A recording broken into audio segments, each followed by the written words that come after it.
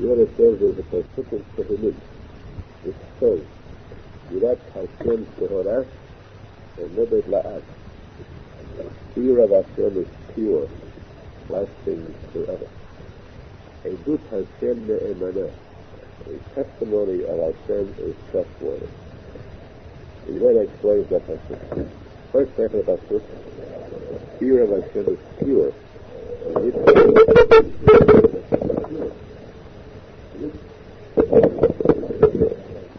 Respect for the work of Hashem.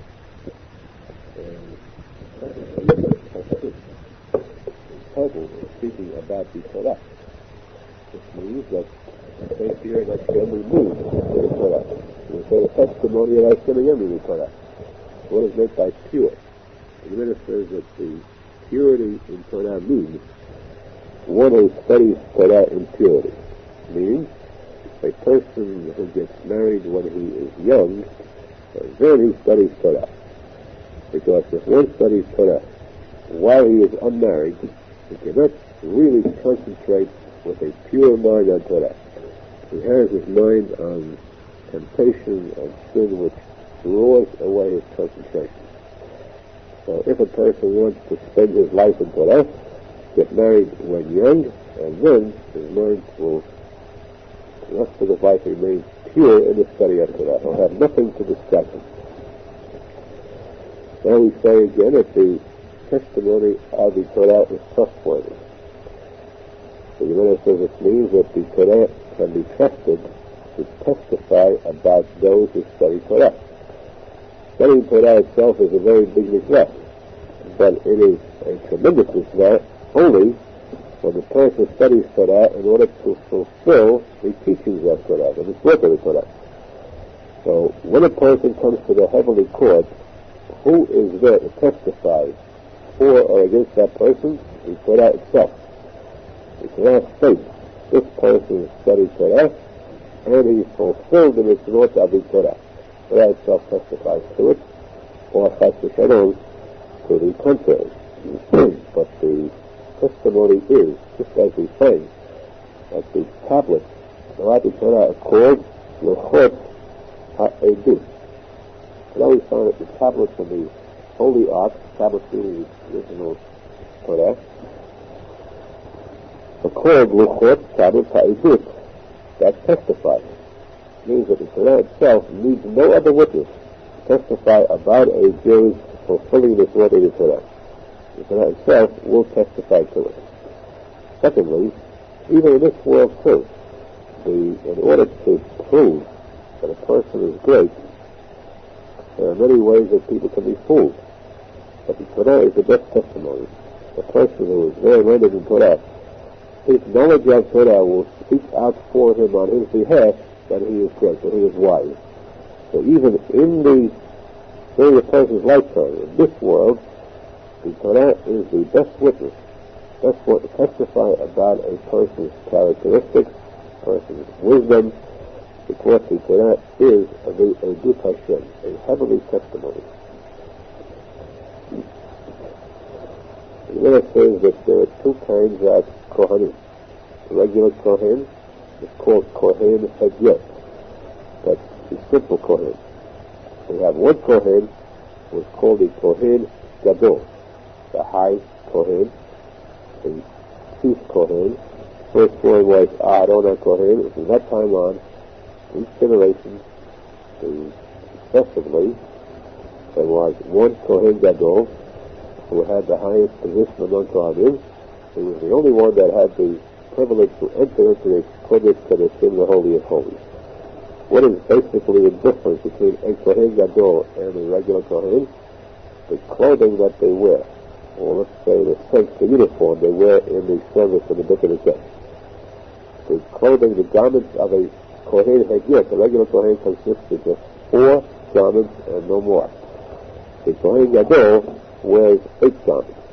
In addition to the garments of a Kohen Hagyot, he also has 4 additional garments. And one of the most important is the Urim V'Tumim. It's a Christian respect, a chest plate, which are set diamonds. These diamonds two of them, 2 blocks, 2 squares, and there they have the letters of the 12 tribes of Israel. Reuven, Shimon, Levi, Judah, and so on. These 12, the names of the 12 Shvatim, set in diamonds, and these Urim and Tumim, it means to give light and to complete expression. This had heavenly powers where if they wanted to make contact with heaven, to find out the answer to an important problem, they could find it out through the Urim and Tumim. Questions could be asked directly of heaven, and the letters on this chest plate, the Urim and Tumim would light up to give them the answer. Now, the Gemara says, how is this done? First, the one to ask this question must be an important person. It could be only the king of the Jews or the head of the Sanhedrin or the general or leader of the Jews. No ordinary person has the right to ask questions. And the way it is done is that the person, the king, for example, comes before the Kohen Gadol, he faces the Kohen Gadol, and he asks a question. Shall I go to battle against this enemy? The Kohen Gadol, meanwhile, faces either the person asking the question, or he faces the Hechal. This is a machloket between Rashi HaKadosh and the Rambam. The Rambam, Rashi HaKadosh, says that the Kohen Gadol looked at the chest plate, and the king, or the person after the question, was face to Kohen, would be face to face. Because the word of the Gemara is that the one asking the question must face the Kohen Gadol. The Kohen Gadol must face the Shekhinah. What is meant by the Shekhinah? Rashi HaKadosh says it means the Urim and Tumim, the chest plate. The Rambam says that the Shekhinah means the Hechal. So according to the Rambam, the Kohen Gadol stands facing the Hechal. And back of him, looking at his back, but not being able to see the Kohen Gadol or the Urim and Tumim, is the king who is asking the question. The king or the leader. This is the opinion of the Rambam. Now, the way it is done, we'll use the, for example, king. The king asks the question to the Kohen Gadol, shall I go into battle against the enemy? And the Kohen Gadol looks at the Urim and Tumim, and the letters on the Urim and Tumim then light up.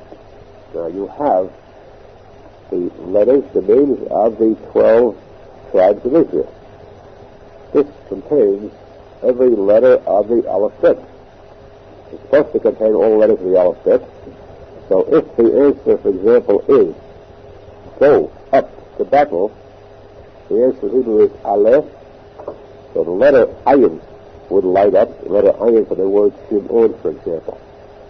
And then afterwards the letter Lamed for the word Levi, and then the letter He, the word Yehudah. But this would be in succession, one after the other. They get the message, Ayin, Lamed, He, Aleh, go up to battle. This was a direct answer from heaven. So there was actual contact. This was a miracle, of course. This existed only in the time of the first set of the Mikdash, not in the time of the second set of the Mikdash. It was a means of contacting heaven directly to find out a definite answer to any vital question. And the Gemara says that we find, for example, in the time of the Legacy to give up in the Navi, long before the building of the first set of the Mikdash, in the time of the Judges, when the civil war broke out between the 11 tribes and the tribe of Binyamin, because of the fact that the tribe of Binyamin had killed the wife of a certain person, the person passing through, and they felt, the Jews felt they must avenge this murder, and they decided to go into battle against Binyamin. But they said, even though we outnumber them by more than 10 to 1, perhaps 20 to 1. Still, and we are justified, they are murderers, and we are going to avenge a murder. They refuse to hand over the murderers to us. It means war. Despite the fact that we are justified and we outnumber them, and there's no question of our winning a victory, let us not go till we first ask a question from heaven. They asked questions. What did it mean? Shall we go into battle against our brother Benjamin? The answer came back, go. They went. First day's battle, many thousands of Jews died, men from the tribe of Benjamin. They came back crying, praying, what happened? What did we do wrong? We are right, we're justified. We asked the question, the answer came back, go, and we lost the war today. They asked the question, shall we continue to go into battle? The answer came back, go. They went the second day again, thousands were killed. I couldn't understand it. Finally, they asked Pinchas, the grandson of Aharon, and they said, ask the question for us. He said, shall we go into battle, and shall we win? The answer came back, go, this time you'll win. You ask the question like a fool, you get the kind of answer you deserve. Ask the question properly, and you get the proper answer. So the wording of the question is very important. Now, back to a very important point. In order to get an answer, every answer that's necessary, you must have every letter of the alphabet. And then it says, what if you need an answer that contains the letter tzadik, for example? There's not one of the 12 tribes who has the letter tzadik in it. And then it says, therefore we must say that in addition to the 12 tribes of Israel, there were also written the words Abraham, Yitzchak, Yaakov on this chest plate. You're going to ask, what about the letter Tet? You either want the letter Tet in it, you haven't got the letter Tet either in the 12 tribes of Israel, or in the words that Yitzchak, Yaakov. The other answer is, you had the names of the 3 fathers of the Jews, you had the names of the 12 tribes of Israel. You also had at the end Shiftei Yisrael, or Shiftei Yishulim, Shiftei tribes. The word Shiftei, you had the letter Tet. You had 50, the 12 tribes of Israel consist of 50 letters. Let's go into steps.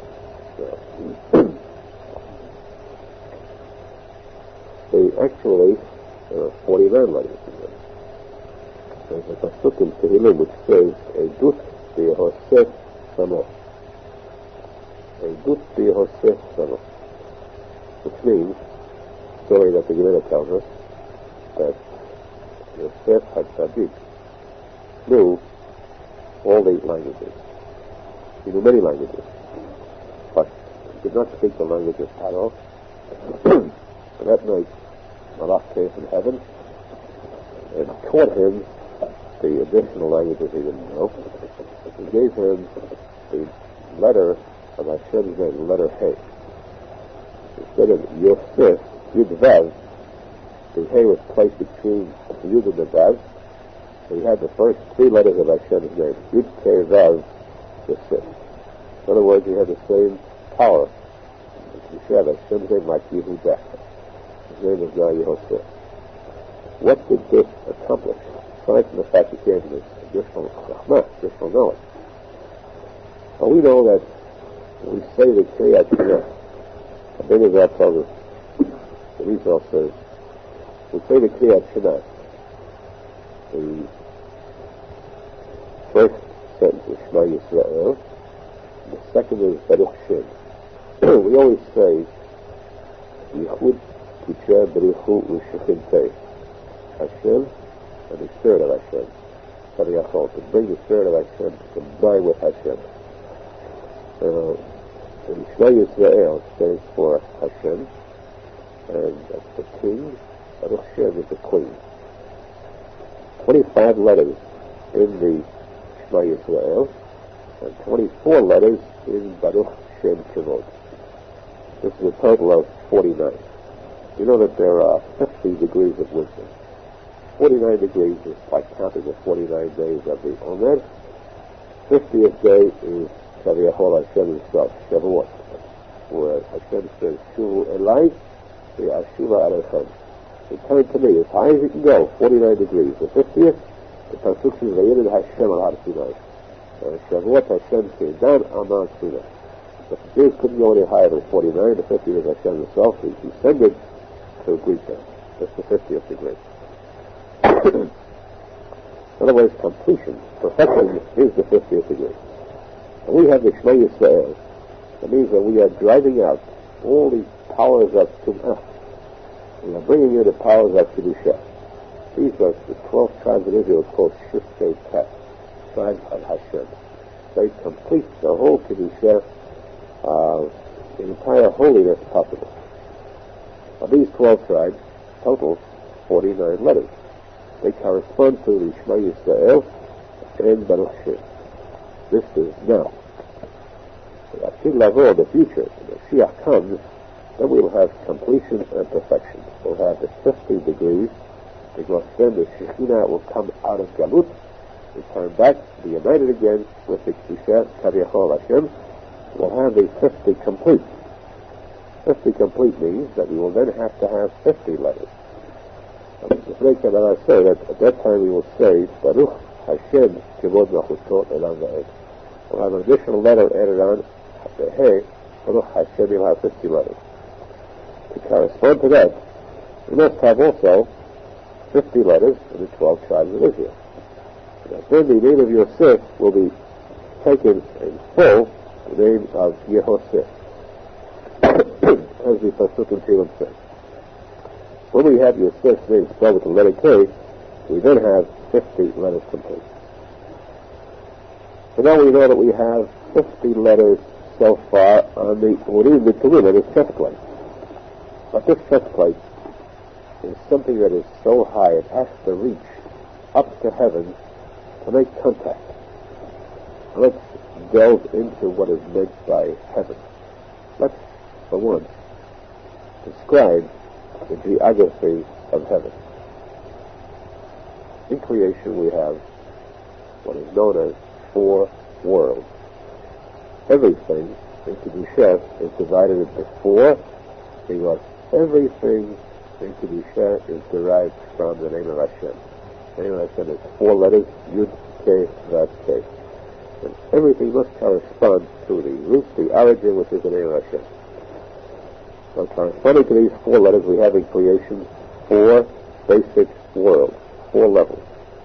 The lowest level is this earthly world. Earthly means the earth, the moon, the sun, the planets, the solar system, everything that is material. All the stars, the sky that we see, up to the spiritual heaven is all called this earthly world. In Hebrew known as Olam HaAsiyah. Asiyah means matter, actuality, doing. This is the lowest world. This is the lowest one of the 4. Next one, above that, is Olam HaYetzirah. Yetzirah means the higher form of creation. Olam HaYetzirah is the world known also as Olam HaMalachim, the world where angels are found. This is already the spiritual world. This is the world of the angels. This is only the second one. Above that you have Olam HaBri'ah, the much finer, much more delicate division of creation. That's called the Olam HaKisrei. Kaviyachol, like the throne of the Spirit of Hashem. That's third highest. 4th, the highest, meaning the 4th, or actually the first, the top, is Olam HaAtzilut.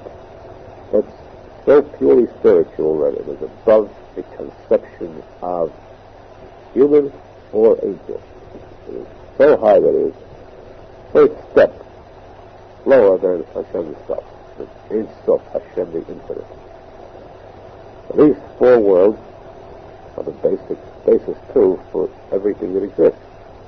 In all of creation we find that they're divided into four. You have the four types of creation. You have the lowest form of creation is domain, inorganic matter, stone, earth. You have someach, vegetation. That's the higher form of creation because that is alive. It lives. But it's immobile. It doesn't move around. Third, next to the highest is chai. That's animals, birds, fish life. Highest is the daber. That's the power of speech. That's the human. Then you have, in the human himself, you have four degrees in height. You have the roof and body. That corresponds to the lowest world, Olam Ha'asiyah. You have the nefesh, the lowest form of the soul, which corresponds to the second world.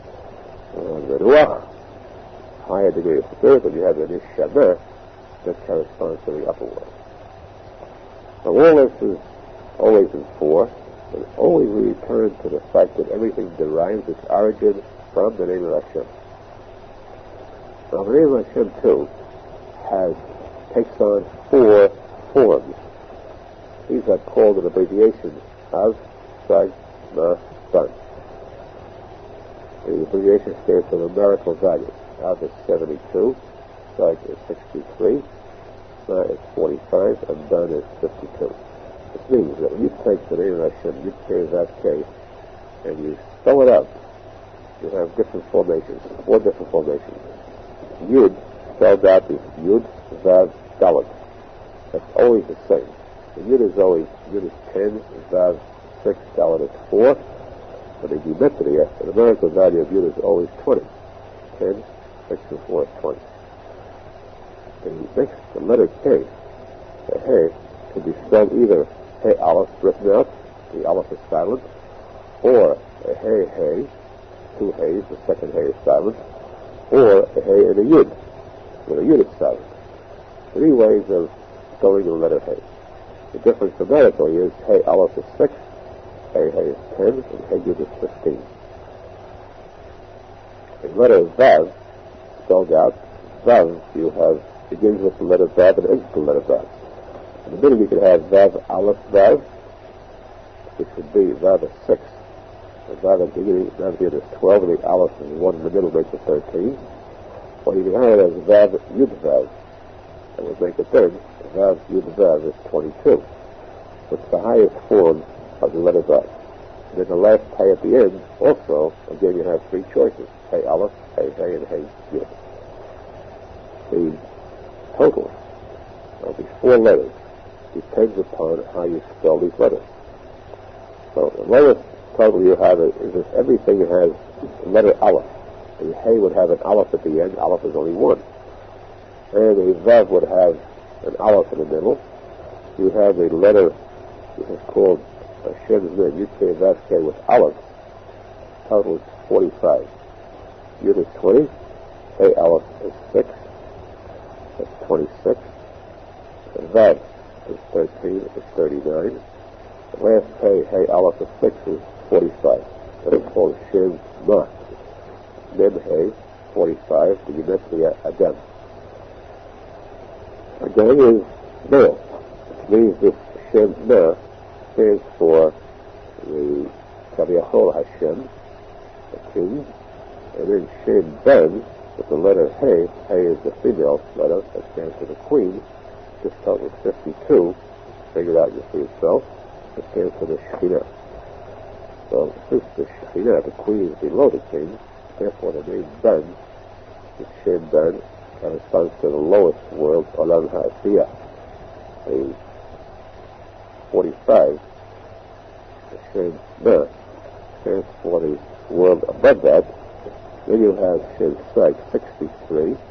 That's if you have using the letter A with the Yud both times, and the Vav without the Yud at 63. And the highest is Iron Bet 72. That's called the name of Hashem with Yud throughout. It's called Shem Havaya B'Yud.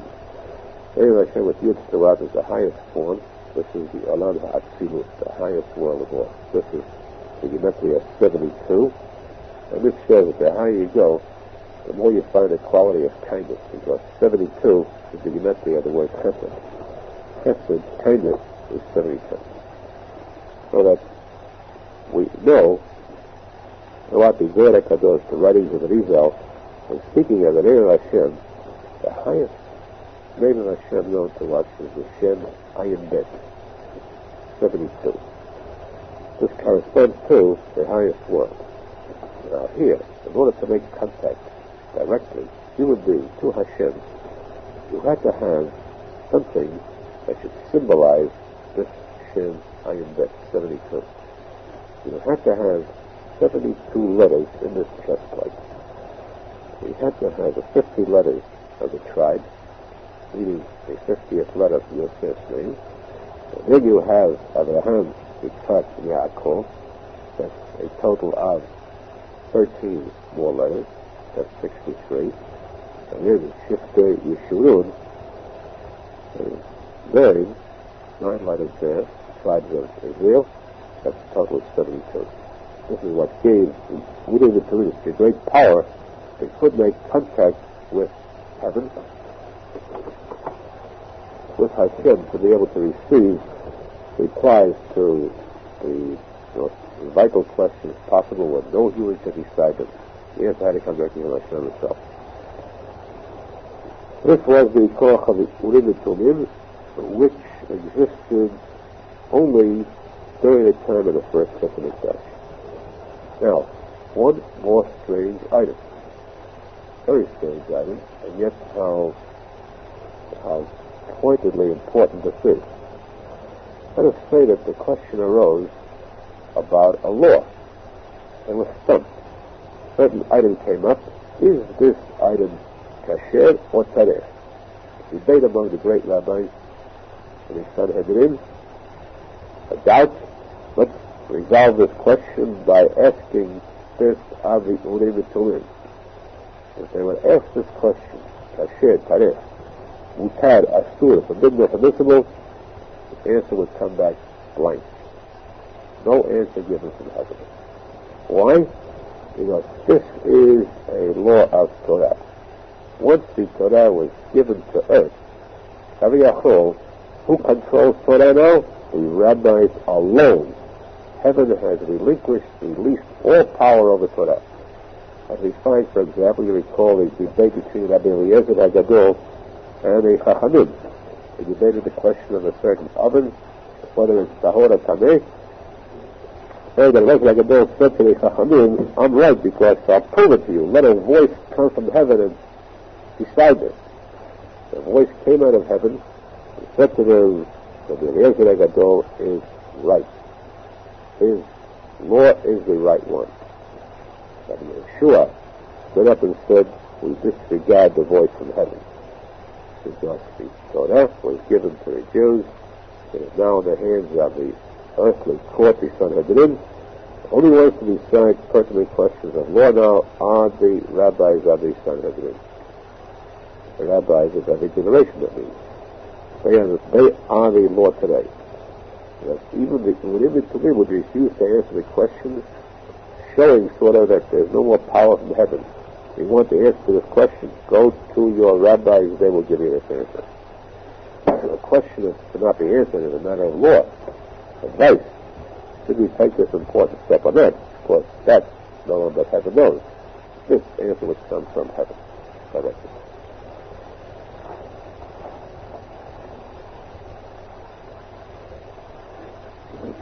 The Gemara says there's a posek in the Torah, in the Chumash. So Moshe Rabbeinu spoke to the Jews. He chided them about the fact that they had seen so many miracles and how many times they revolted. So he stated in Torah, Hashem gave you the man in the desert. The man was the heavenly food that came down from heaven each day. He fed you this food. The man anotcha vayarcha vayarivecha. He tortured you and he made you hungry. The question is, this man was heavenly food that contained so many heavenly powers. A person could feel the taste of anything he wished in that man. Why does he Torah say that Hashem kept you hungry with this food and he tortured you? You better give two answers for it. First place, you cannot compare God They did not have any reserve at all. They had to wait each day for that man to come down. And the feeling of hunger consequently a feeling of worry. This was a type of torture. This is one point. Secondly, the Gemara says, what made them hungry? Despite the fact they had this food, they could not be filled or satiated. Because there's a big difference between a person who eats food and sees what he eats and one who eats food and cannot see it. A person sits down to a plate where he has meat and vegetables and bread and dessert. He enjoys this food. He sees the different types of food he's eating. Cake, Danish, chocolate. This is food that whets a person's appetite and makes him enjoy the different types of delicacies.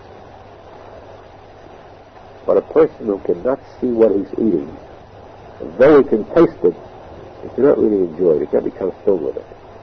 Now, the man was blind food.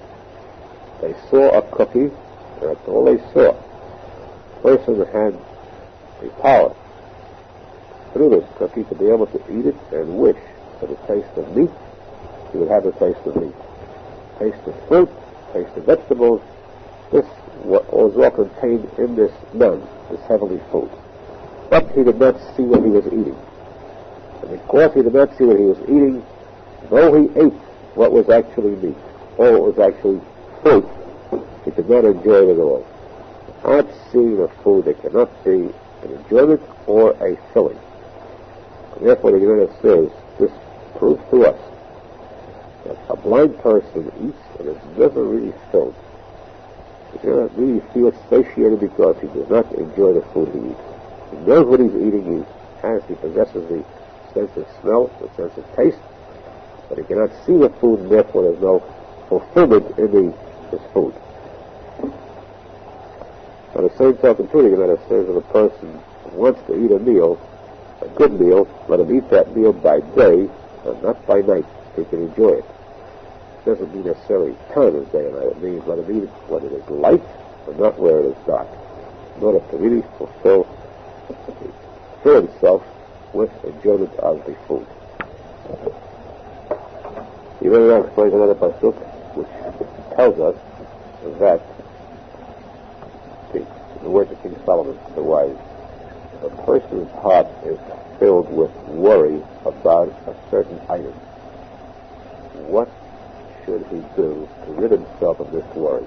No matter what the item is, whether it's business, health, family matters, if he has a worry, how does a person get rid of it? The Gemara says in a lot of two ways. One solution is not to think about it. Completely dismiss it from his mind. Force it out of your mind, because as Rabbi Arizal says that a person's mind is capable of thinking only one thing at a time. You can stop any bad thought automatically by thinking of anything else. That's good. No mind can contain two thoughts simultaneously. So the way to get rid of a worry is push it out of your mind, don't think about it, and that way it will resolve itself. Or at least you will not lose by it. Enough that the person has that problem not to have to torture himself by thinking about it. Second rabbi says the second solution is to speak about it to others. Tell your problem to others. This way you gain twice. One, you get it off your chest, you feel a little better. Secondly, you stand the chance, the opportunity of receiving advice that may solve your problem. So never keep it in yourself. A person can choke with a worry, with a problem. Just let it out, speak of it to others. You'll feel better, and you may resolve the problem through their advice. Again, machlokes in these two same rabbis in the pasuk which says, "Nachash asar lachmo." The bread, the food of a nachash, of a serpent, of a snake, is earth. dirt. One rabbi says this means that even if a snake would eat the best food in the world, the best meat in the world, he would still taste only the taste of earth. He cannot detect any other kind of taste. he has no choice of food whatsoever. He has one single taste, and that is a taste of earth. As the curse that Hashem gave to Nachash, you shall eat earth all your life. Second rabbi says this means that even if he eats other food, and he does feel a taste, he does not feel satisfaction until he eats earth too. This means that's why it's called his bread, not his food. It's bread is earth. Just as a person cannot be filled by eating any kind of food, no matter how good it is, he must have bread in order to fill himself. The bread of a serpent is earth. So then let us say, notice how different the quality of heaven is compared to the quality of human beings. If a person is angry at his friend, then he does everything possible to hurt his friend, any manner possible, to hurt him to the utmost. And when Hashem is angered, and he had to issue curses, and still these curses were modified. They were softened. For example, Hashem cursed the serpent. What was the curse? You shall eat earth all the days of your life. This is a curse. At the same time, it was a blessing to him. What this meant, you'll never have any problems in finding food. You wouldn't have to work for your food. You wouldn't have to search as other animals do. It's a curse, but there's a blessing in it too. You'll never have a shortage of food. You'll go up on top of the roof, you'll find dirt. Go down to the ground, you'll find dirt. No matter where you go, you'll find your food available readily. Hashem cursed Canaan, the object, slave. He told you you'll be slaves. It's a curse. At the same time, a slave has no worry about a livelihood, earning a livelihood. He doesn't have to look for a job. He lives, he has a master continually where he receives food, drink from his master. Hashem cursed the ground, the earth. When he gave these curses, there were 39 curses, total 10 to Adam, 10 to Chavar, 10 to the Nachash, and 9 to the ground. He cursed the ground, but still, with this curse, the ground is still king. Yes, everyone must resort to the ground for their food. Every living being has to receive its food, nourishment from that which grows in the ground. And this shows how, when Hashem is angered and curses, it is still with kindness attached to it. The difference between heaven and earth. The Gemara says that, again, when Moshe Rabbeinu spoke about the man, there was mentioned certain vegetables, certain types of food. And the Gemara says, what is meant by these? Why are these types of food brought out? One is cucumbers, the other is melons, watermelon, cantaloupe, onions, and garlic. What are these special for? Because these singular items could never be tasted in the man. The man had heavenly powers. A person could taste anything he wished when eating man, but not these items.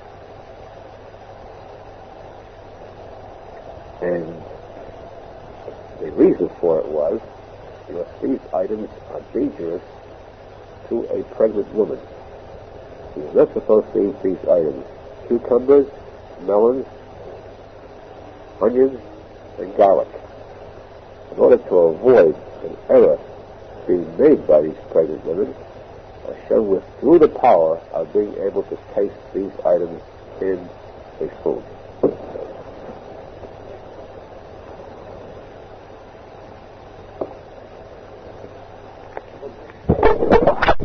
It shows how considerate or careful Hashem was in guarding his people in the desert. He fed them this food from heaven, but saw to that it should cause no harm at all. The man was heavily miraculous. It was food that was so pure that the pure food means food does not go to waste. Any bad food has a lot of roughage, a lot of waste to it. The man was a full, where there was no waste whatsoever. It's called Nivla Be'evarim. It was converted into the bloodstream and remained there. Not one iota of it was waste. So pure was this food. Still, something that might cause the slightest bit of harm was avoided in this case too. This shows how Hashem guides his flock, and this should be our hope, our tefillah. We should be zocher again to return to Eretz Israel and to have Hashem guide us there as his people, his chosen people. To be at Mashiach, B'nai Beit HaMikdash, V'hilat Yameinu, Amen, Amen. You got a message last night. You got home? Yeah. Say what? Why you say? Could I tell you what happened? I mean, you can do it short. Short, very short. I told your wife, the Rosenfeld, I'll be outside in the car. Whoa. She said I was only half an hour. Wow.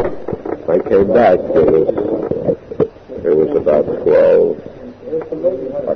o'clock. 12 o'clock. Do you know that I fell asleep outside the house at 2:30 in the morning yesterday? And the window was open, and I had money in my pocket, and I was slouched over in the car like a dead person has to show him, and waiting for it to come. I woke up at 2:30 from a crank in the neck, and I looked at the watch. On the finger. From 8:30 I came, I think it was 8 o'clock. From 8 to 2:30 I was sleeping in the car.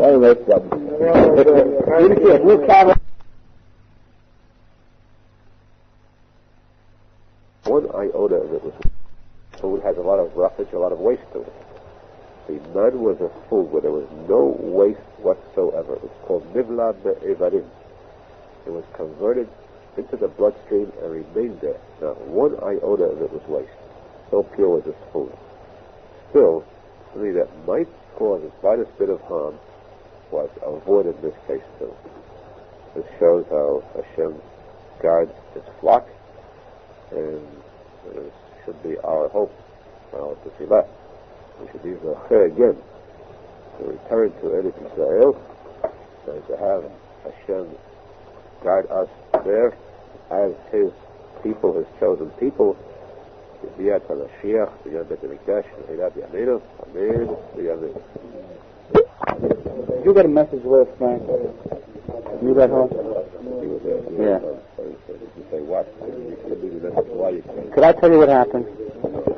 I mean, you can do it short. Short, very short. I told your wife, the Rosenfeld, I'll be outside in the car. Waiting for you. She said I was only half an hour. Right. I came back, it was about 12 o'clock. 12 o'clock. Do you know that I fell asleep outside your house at 2:30 in the morning yesterday? And the window was open, and I had money in my pocket, and I was slouched over in the car like a dead person has to show him, and waiting for it to come. I woke up at 2:30 from a crank in the neck, and I looked at the watch. On the finger. From 8:30 I came, I think it was 8 o'clock. From 8 to 2:30 I was sleeping in the car. You car like in front of a Johnny pump there? Maybe I'll ask you one question. What a good place I was having this time. It's been going out. I want to see it. Maybe 1 second. A couple of hours. Not bad, Rabbi. Let's try that at night. Maybe we got this whole thing on tape. You're going to be shambled. Week's play. I want to know how you do that. You pay 1 year, 9 years you don't pay. Pay what? You got 8 pay, boy. Don't pay 8 months. Don't stand the wood plumbers. What kind of name file? What kind of wood plumbers for the two guys that you file? They're not filing the taxes. Yeah. You don't pay, you don't pay. The only guy I know who don't pay the taxes is what do you pay? He goes down there with his mental papers. Guy that makes... I don't go down. They called me once down there, and I went down there. Yeah. Well, you're going to pay me for the robberies and the fire I had and the other thing, I got to be crazy. So what's the problem? A woman told me she doesn't pay. For the last 10 months, she didn't pay her tax on the phone bill because she's against the war in Vietnam. And this tax is what goes to the fighting men. So I said to her, aren't you afraid they're going to close your phone? She said, they didn't bother her yet. But this is the only little thing she could do in her lifetime to show her Push him against the war, protest against the war. So the other guy, he didn't want to pay his bills, so he sued them for $2.5 million. It's his first name on the phone.